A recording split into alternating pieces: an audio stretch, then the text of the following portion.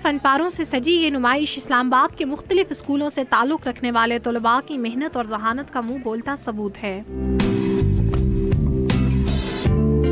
नेकी फैलाओ के मौजू पर तलबा और तालिबात ने बहुत सादा और खूबसूरत अंदाज में अपने फन पारों के जरिए ये बात वाज़ेह की कि किस तरह कम खर्च से बनी टेक्नोलॉजी को इस्तेमाल में लाते हुए और माहौल को आलूदा होने से बचा कर नेकियां कमाई जा सकती हैं।